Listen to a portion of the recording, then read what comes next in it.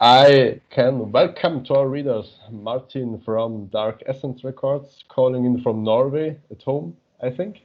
Yes, And he's Tom. already wearing his Vulture Industries shirt, so we are ready to talk about good music, about coronavirus, and about all the difficulties we have at the moment in the metal scene. So, Martin, thanks for being here. Thanks for giving us your valuable time. Oh, thanks for doing this. It's good to have a focus on the problematic times we have, and maybe also some good positive stories that can come out of this as well. It's not all negative, I think. Shall we start on the positive aspects because everyone can moan, but what are the positive aspects in your opinion? It seems like people are still buying albums, and that pleases me a lot. Okay.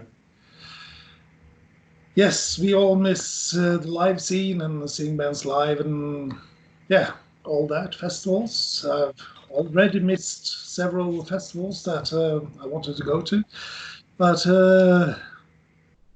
nothing you can do about that.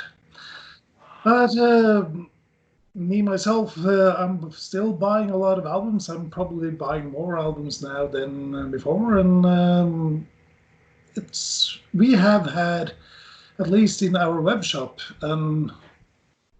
more sales than usual direct to fans, and that's very positive, I think. What are the things you are selling most? I also wrote a bit with other label bosses, and a lot said that well people buy more T-shirts, not so much vinyl or CD. So what is it you sell or which is going well? Both, actually. When this thing started, when Europe started to go into the lockdown, then we already had booked a tour with Tåke, and we had printed a lot of merch Mm. for that tour. And that merch has found new homes anyways through the web shop. So yeah, that's been very positive. We probably would have sold more on tour, but it still sells quite a lot. But with the since we have two labels here, one is Dark Essence that we talk Vulture Industries, Hailheim, blah blah blah, and then we have Charisma Records that are doing more progressive rock things, Mm.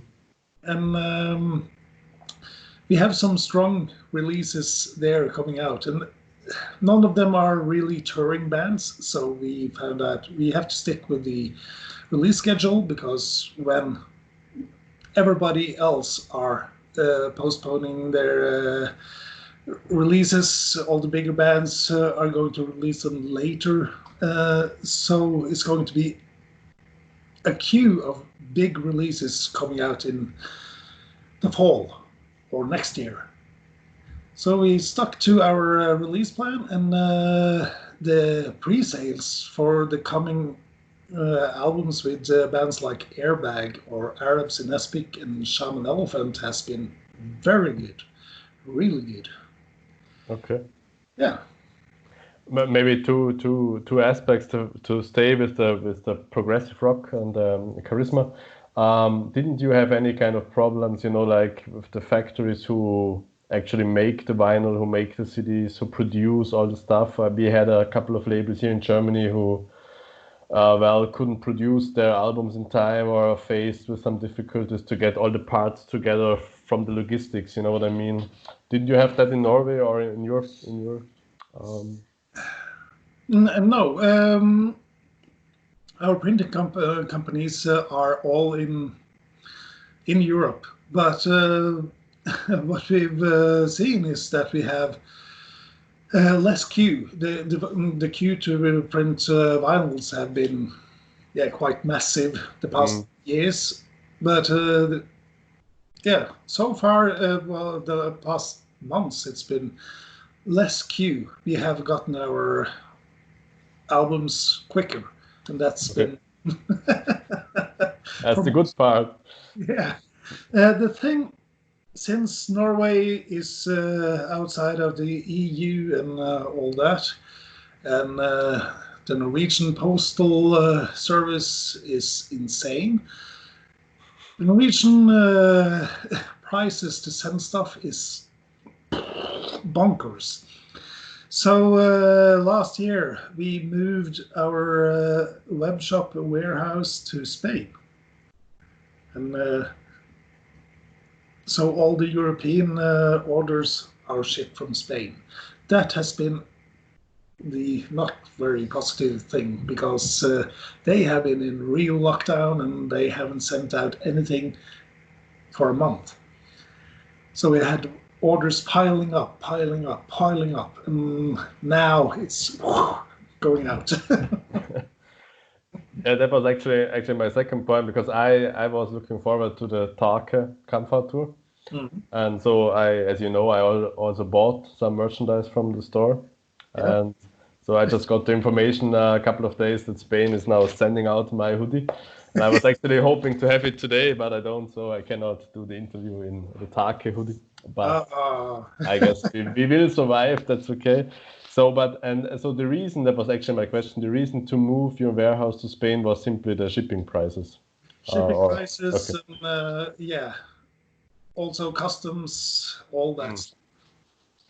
So we have kept all the Norwegian customers we send directly from our office, but all the European customers gets their stuff from our warehouse in Spain. So they don't need to pay just as much in the postage shipping as the actual album they buy. Okay. Yeah. I understand.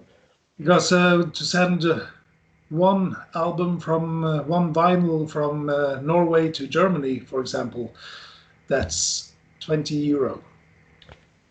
Not bad. And that's without tracking. With tracking, it's more. It's like, it's like a good way to give something to the post that they will survive. So I think one big profiteer is the package industry, post industry. Oh, yeah. They have a lot of stuff going on, and I mean, I get packaged nearly every day now. So many things are happening, traveling throughout the world. So yeah. That's interesting. Some kind of questions the metalheads always ask themselves is how can I best support my band during these days? And obviously by buying stuff, but the question is where. Sometimes, I mean, like I think Take has their own web shop, for example. So I, for myself, I wasn't sure, is it better for Take to buy at Dark Essence Records, or is it better to buy it at his own web shop? Are there differences? Is it the same? How does that work? More or less the same. He probably makes a little bit more directly on the sales with to his own web shop, but you can also probably, if he's in the mood for it, sign stuff when you order from the Take web shop. It depends a bit on how he's nice. He's nice, but he has better phases and phases where he's not that talkative. Let's say it like that. But he will do stuff like that. So, but we work so closely together all the time, and he comes into the office and gets merchandised, so he sells, and when he does special things that is not through Dark Essence, we get the stuff from him in trade, and we work together very closely all the time, and so it doesn't make that much of a difference, but yeah. Okay, so basically it doesn't matter if you buy from your bands directly or from the Dark Essence shop. That's what I hear. Not really. Yeah. Okay, and what's how shall I put it? A lot of people on the internet are always crying when a new album is released. Don't give me a tape or a CD. I want vinyl. No one buys CDs anymore. That's basically the big thing nowadays. How is it, like for label? If someone buys a CD actually and someone buys a vinyl, where do you make more money of it? So what's more useful to you from an economical point of view? From an economical point of view, it's CD. Okay. Because it's so much cheaper to produce, it's cheaper to send, and but I love vinyl myself. You all do? Yeah. So yeah, but it costs a lot of money, much more to produce, and much more to send, and much more to store in a storage warehouse, and yeah, takes just more space. But funny thing, we still sell a lot of CDs, and I think we still sell more CDs now than we ever have done, actually, which is quite weird. Okay. In Norway or in Scandinavia, we sell hardly any CDs at all because, well, streaming is so big. Spotify is massive. Yes. But we sell vinyls in Norway, but throughout Europe, especially, we sell still a lot of CDs. That's good. It seems like, especially the older fans, they prefer CDs nowadays. Seems like, and the really big fans of any band, they buy CD, vinyl, all kinds of versions they can find. So yeah. All kind, black, blue, orange, green, everything you need from the new Morbid Angel album. So, okay. Okay, I see. Yeah, I'm surprised because sorry. No, I'm just surprised because a lot of labels I talk, they say CDs are basically a no-brainer. You can. I mean, people sometimes buy a CD when they buy a T-shirt. Like if you have this bundle settings. Yeah. That seems to work pretty well for a lot of labels. But either people buy vinyls or they listen to the album on YouTube and buy the T-shirt if they like the aesthetics. So everything has come into design. Design is basically now the big. I think Alan from Primordial said Primordial are wandering T-shirt salesmen who also play music. Yeah. Because they make their whole money from T-shirt sales, and that's the bad thing, of course, now that no one can tour. Yeah. Because that's where money came for bands, and now. But I mean, I guess a lot of bands on your roster, they all have a normal bread job, I guess. Is it like that, or does someone actually live from the music? A few of them lives only from the music, but 99.99% do have a job as well. Yeah. I imagine. I mean, especially because you also have some, like Helheim, I think, have a very tight fan base. Yeah. I think, but difficult to expand, like to mainstream. So I didn't think they could live from them.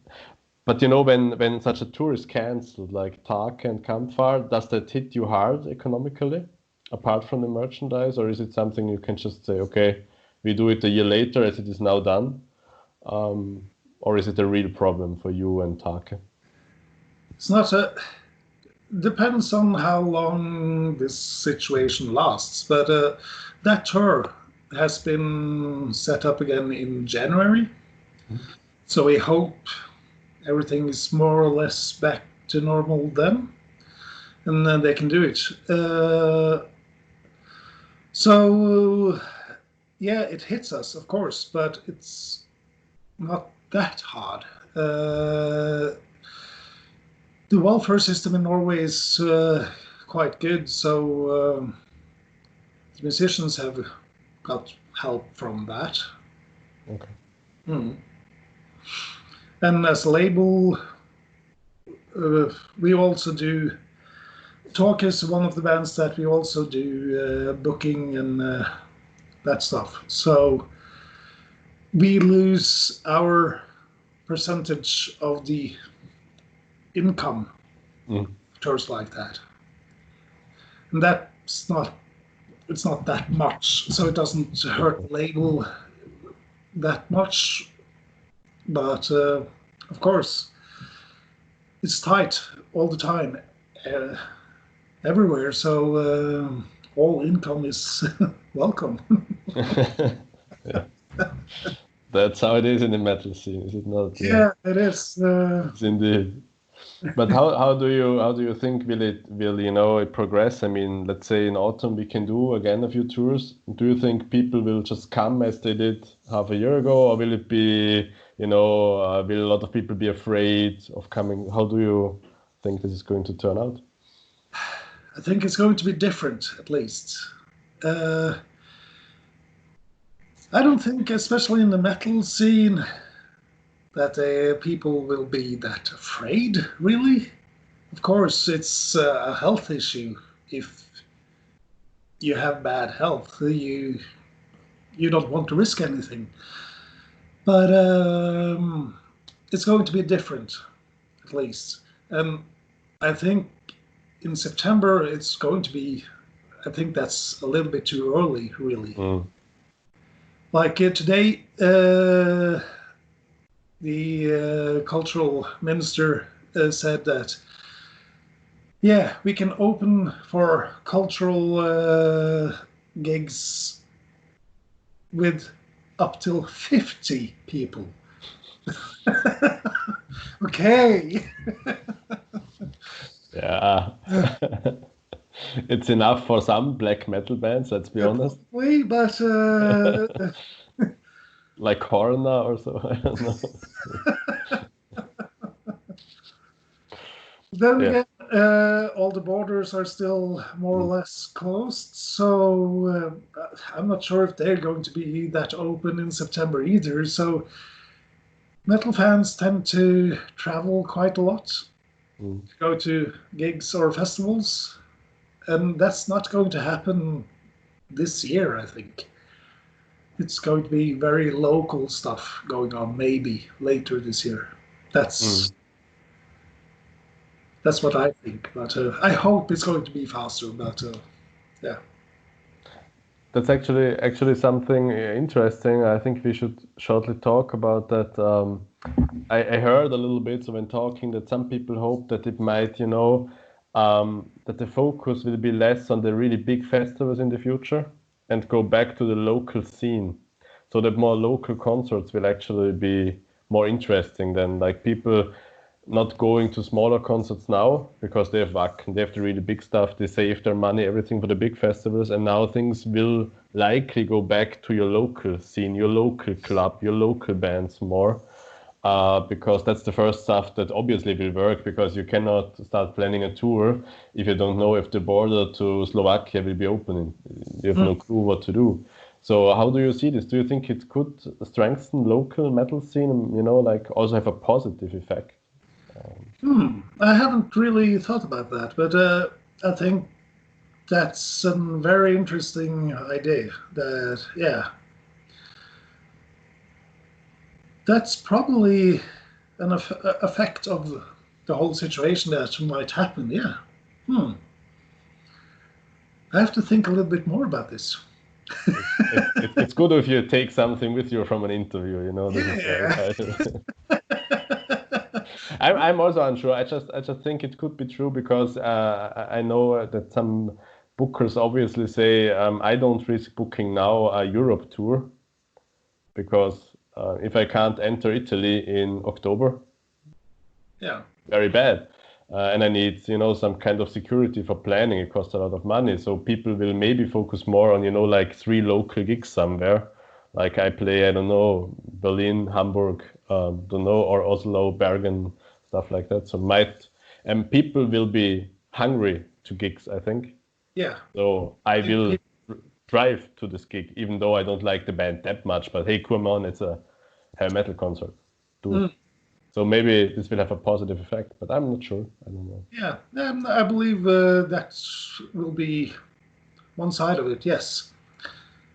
I think the other aspect, maybe you can tell us of Norway, is that clubs are of course afraid they won't make it through this time. You know, like that in Vienna, I come from Austria, we have some clubs who say they are unsure if they will reopen in autumn because they just cannot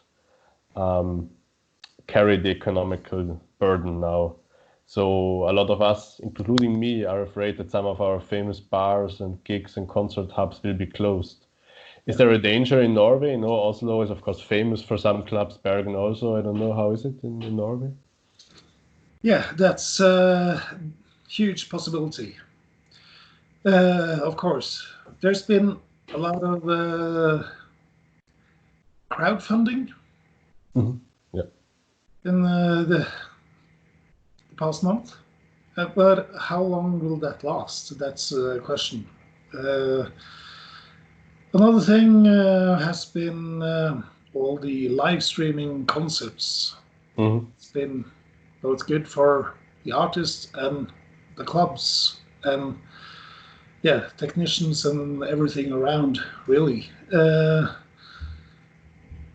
That's also a thing. How long will that last? How long will people be interested to watch crowdless shows on their computer? It's So it's a lot of the venues are they are having a huge challenge, and they're facing a real threat to close forever. You can invite them, no problem. His daughter just came in. Nice. Don't worry, we all have the same problem. I also have to do my whole real job here, and so sometimes my girlfriend walks in, like, oh, okay, I should leave. Very nice. Yeah, okay, I see. So yeah, I guess we will see which clubs arrive, and I think it's the same as you do, that now it's fun, the live streaming, and it feels good to help clubs, but 2 months from now we will have other problems, I guess, and people will forget about these kind of things because a lot of them, I think, are also now or will also maybe lose their jobs, and then we don't have money anymore to do this. This is also a thing. The state of Norway has, I don't know how many million Norwegian kroner they have given to all kinds of different businesses to get through this period. But so far, I haven't heard about any venue that has closed down for good, but it's a threat that, it's a huge possibility that might happen to some. Because the fundings from the government can't last forever either. It's, yeah, of course. So maybe to wrap up, and so that you also have some time for your daughter. But what can we do, or what would you think would be best for labels, bands now? As someone like me who is passive, I'm a journalist, but I'm a passive consumer. What is the best thing I can do at this moment, actually, to support labels and bands? As a consumer, of course, buy albums, buy the merchandise. Support the labels with that. As a journalist, keep on doing the interviews, keep on doing the reviews, keep those printers running, and get those magazines out to the fans. And also, that's the same thing with all the magazines. I hope that music lovers all over the world will continue buying those magazines, all of them, and support bands that way as well. So, and try to find new music. Don't listen to just the same bands you listen to all the time. Now you have time to sit at home and discover new stuff. Yeah. That's good. So maybe this will be a good last word. Which band on Dark Essence should they check out now? What would be what should you recommend? Oh, one thing is if you enjoy, since it's a little bit heavy and dark and sad these days, they should check out Dval, doom metal band. Just released their debut album in March. And we just released an Icelandic black metal band called Nyrst, and they're some of the better debut black metal stuff I've heard in a long time. That's awesome. And later this year we have some gems coming out, some really good stuff that I think will surprise a lot of people. Is it the new Take album? No, not this year. Okay. Okay, I can still listen to Kong Winter. I have it lying here around, so it's okay. But I can support the Icelandic Nyrst, as I did also the interview, as you of course know, and I've also recommended it on my Facebook page. It really is because it's a very unique sound. That's you need to get into it, but it's definitely worth it. So everyone who listens to this, buy this. It's worth it. So Martin, thanks so much for your time. It was really, really nice talking to you, and we'll stay in touch as we always do, hopefully. Yeah. And absolutely. we see that we get through Corona as a scene together. I hope that's also a bit of the idea of the videos, to video interviews, to show that we now need to stick together a bit, I think, and Absolutely. try to come out well and then see each other again on tour, on festivals, wherever in the world. Yeah. Hope so. Thank you very much. It was very pleasant, and wish you all the best and nice evening with your daughter. Nice to hear her in the background. Very nice. Take care and stay safe. Same to you. Until next time. Bye, Martin. Bye.